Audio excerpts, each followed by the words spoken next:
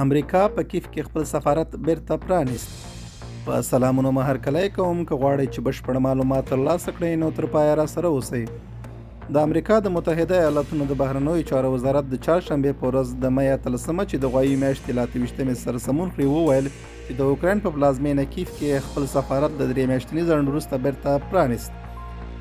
د متحده ایالاتونو د بهرنیو چارو وزیر انتوني بلینکن په یوه بیانیه کې ویلي د اوکراین خلکو زموږ د امنیتي مرستو په کومک وکړای شول د روسیې د بې ځایه یرغل په وړاندې د خپلې خاورې دفاع وکړي او زموږ بیرغ یو ځل بیا پر سفارت ورپیږي.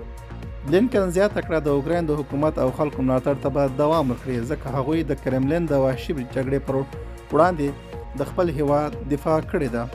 د امریکا د بهرنیو چارو وزیر د فبرورۍ پر 14 نیټه په کیف کې خپل سفارت وتړه، خو امریکایي ډیپلوماټانو غرب طرف ته د پراته ښار لفیف څخه خپل خدمات وړاندې کول او د شپې لخوا به د امنیتي اندېښنو له کبله ګاونډي هیواد پولنډ ته تلل. په کیف کې د امریکا سفارت څو اونۍ وروسته له هغه پرانیستل کیږي چې اوکرایني ځواکونو د دغه هیواد د شمالي برخو او د پلازمینې کیف د نیولو لپاره د روسي ځواکونو مخه ونیوله. په اوکراین کې جګړه اوس د هغه هیواد په ختیځو او جنوبي برخو کې متمرکزه ده.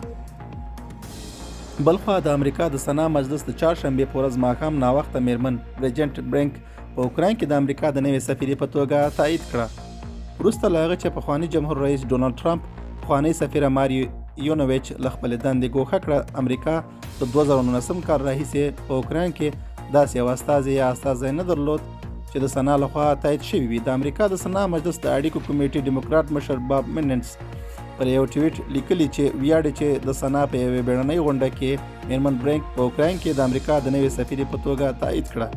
میرمن برینک څو اونۍ وړاندې د جمهور رئیس جو بایډن لخوا معرفي شوې وه. دا اوس زموږ نننی چمتو شوی مطلب. تر بیا ښه وخت او ښې چارې.